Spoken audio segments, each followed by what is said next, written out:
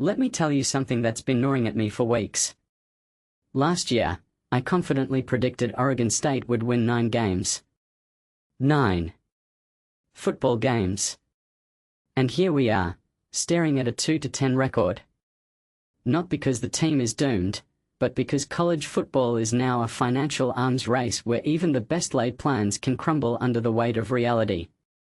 JaMarcus Shephard, the new head coach, recently said something that stopped me in my tracks. There's going to be some adversity this year. Now, that's not exactly groundbreaking. Every team faces adversity, but what's fascinating is how refreshing it feels compared to the previous regimes. We are going to the CFP or die trying mentality. Trent Bray's approach was like telling a toddler they're going to run a marathon before they've learned to walk. It's not just unrealistic, it's actively harmful to morale. What makes this really interesting is the conversation around what success even means for Oregon State now. When you're a program that's been shuffled between conferences and constantly underfunded, chasing playoff appearances feels like trying to build a house with a toothpick.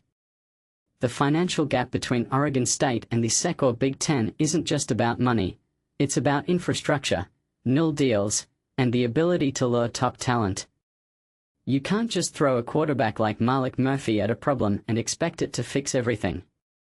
Murphy's back, but even he's going to be throwing from a pocket that's more hole than protection. The only thing that feels like progress is the special teams, which, honestly, is a low bar to clear after last season's, let's say, creative use of the word joke during a game. Here's the thing, if we are being honest, any win this year should be celebrated like a championship.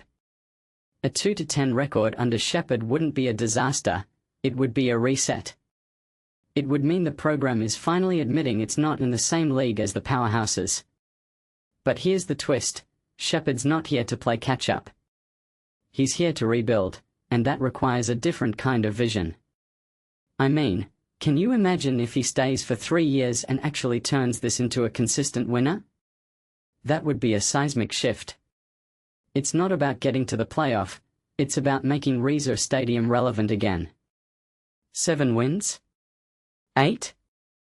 That's not just a number, it's a lifeline for fans who've been starved of hope. What many people don't realize is how much the college football landscape has changed. The days of underdog stories are fading because the big money schools are hoarding talent like dragons guarding gold. Oregon State doesn't have the budget to compete in that arena. But here's the kicker, Shephard's leadership might be the thing that keeps players from fleeing to richer programs. His positivity, his honesty, his ability to recruit, those are tools that money can't buy. If he can retain talent and build a culture that values grit over glamour, this program could become a blueprint for mid-tier schools everywhere. So, what's the takeaway? Success for Oregon State isn't about winning the national title. It's about survival, about showing up, about proving that even in a broken system, you can still build something meaningful.